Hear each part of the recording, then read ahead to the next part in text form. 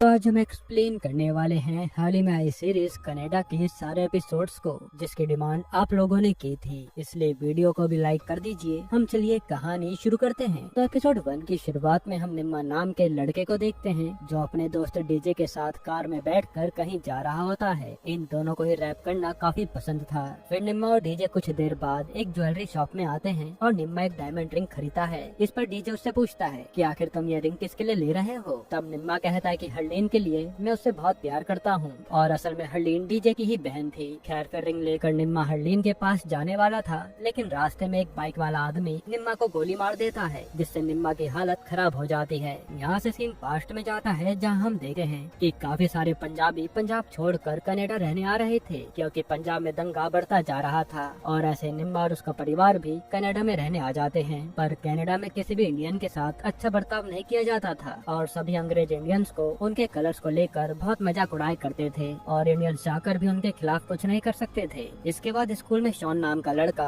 अपने दोस्तों के साथ मिलकर निम्मा का काफी मजाक उड़ा रहा होता है। तब निम्मा को काफी गुस्सा आता है और वो उसे मारने लगता है। फिर जब ये बात निम्मा के डैड को पता चलती है तो वो निम्मा से कहते हैं कि तुम्हें शॉन को मारना नहीं चाहिए था। इस पे निम्मा उन्हें कहता है कि इस देश में हमारी कोई औकात नहीं है, हमें अपने देश में वापस लौट जाना चाहिए। तब निम्मा के पापा कहते हैं कि अब से हमें यही रहना है और कनाडा ही हमारा देश है। फिर हम बाजवा नाम के एक आदमी को देखते हैं जो 30 साल पहले इंडिया छोड़कर कनाडा रहने आया था और बाजवा अपनी मेहनत से कनाडा का एक बड़ा बिजनेसमैन बन गया था। इसी वजह से अंग्रेजों को भी उसकी इज्जत करनी पड़ती थी। ऐसे ही कई साल बीत जाते हैं और अब तक निम्मा भी बड़ा हो चुका था। आज निम्मा के कॉलेज में रग्बी मैच होता है, जहाँ निम्मा कॉलेज में रग्बी मैच खेलने लगता है और यहाँ हमें पता चलता है कि शॉन के पैर में चोट लगी थी। इसी वजह से निम्मा को शॉन की जगह पर मैच खेलने का मौका मिला था और ये बात शॉन को अच्छी नहीं लगती। दूसरी तरफ हम बाजवा को देखते हैं। बाजवा भी शॉन के कॉलेज में आया होता है। असल में बाजवा कॉलेज के रग्बी टीम को आगे बढ़ाने के लिए स्पॉन्सरशिप देने आया था।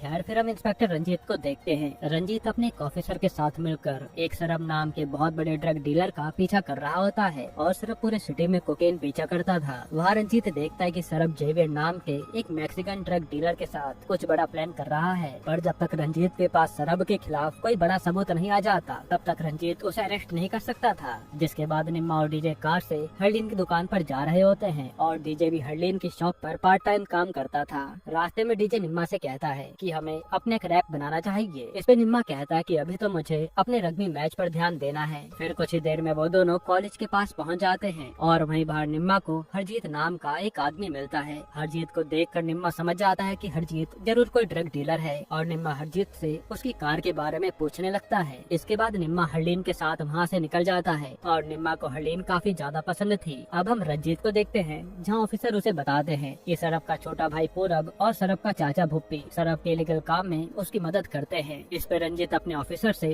सरब की पूरी गैंग के बारे में इंफॉर्मेशन निकालने को कहता है। फिर अगले दिन निम्मा और डीजे जब कॉलेज में आते हैं तो उन्हें कॉलेज में ऑफिसर्स चेकिंग करते हुए दिखते हैं। असल में शहर के अंदर काफी ज्यादा ड्रग्स के मामले बढ़ चुके थे, इसी वजह से पुलिस वाले चेकिंग कर रहे थे। फिर जैसे पुलिस वाले निम्मा का लॉकर चेक करते हैं तो उन्हें लॉकर के अंदर ड्रग्स रखे हुए मिलते हैं। ये देखकर निम्मा के पैरों तले जमीन खिसक जाती है और उसे कुछ भी समझ नहीं आता कि आखिर किसने उसके लॉकर में ड्रग्स रखे होंगे। तभी निम्मा की नजर शॉन के ऊपर जाती है, जो दूर से ये सब देखकर हंस रहा था। निम्मा समझ जाता है कि शॉन ने ही उससे बदला लेने के लिए ये सब किया है, तो निम्मा गुस्से में शॉन को मारने लगता है। मगर तब पुलिस वाले आकर निम्मा को पकड़ कर ले जा लेते हैं। फिर जेल में निम्मा काफी उदास बैठा होता है और उसे अपने परिवार की चिंता सता रही थी कि उसके परिवार वालों को पता चलेगा तो उनका क्या हाल होगा। दूसरी तरफ हम बाजवा को देखते हैं और बाजवा अपनी पत्नी को इलेक्शन में उतारने का सोच रहा था, क्योंकि पत्नी के इलेक्शन जीतने के बाद बाजवा को और भी बिजनेस में मदद मिल सकती थी। इधर जेल में निम्मा एक लॉयर से कहता है कि अगर आप मुझे जेल से निकाल दोगे तो मैं आपको काफी सारा पैसा दूंगा। पहले तो लॉयर उसकी बात नहीं मानता, मगर निम्मा के कहने पर वो मान ही जाता है। वैसे भी निम्मा ने सोच लिया था कि वो आज से अच्छाई का रास्ता छोड़ देगा, क्योंकि जब जब निम्मा अच्छाई के रास्ते पर चला है तब तब उसके साथ गलत हुआ है। अब अगली सुबह रंजीत रैनी नाम के एक आदमी के घर पर जाता है, जो कि सरब की गैंग में ही काम करता था। रंजीत रैनी से कहता है कि मुझे पता है कि तुम भी सरब के साथ ड्रग्स सप्लाई करते हो और अगर तुमने मुझे सरब को पकड़ने में मेरी मदद की तो मैं तुम्हें जेल नहीं होने दूंगा। तब रैनी को अपने बीवी बच्चों की बहुत चिंता थी, इसी वजह से वो मान जाता है। इधर थोड़े टाइम बाद निम्मा जेल से आजाद होकर अपने घर पर आ जाता है और घर पर निम्मा के डैड निम्मा से कहते हैं कि मैंने तुम्हारे लिए एक दूसरे कॉलेज में एडमिशन की बात कर ली है, लेकिन निम्मा कहता है कि अब से मुझे पढ़ाई नहीं करनी, क्योंकि पढ़ाई करने से कुछ भी नहीं होता और हमारी गलती न होने के बाद भी हमें दूसरों के सामने झुकना पड़ता है। निम्मा की बातों से लग रहा था कि उसे कैसे भी करके काफी ज्यादा पैसा कमाना है।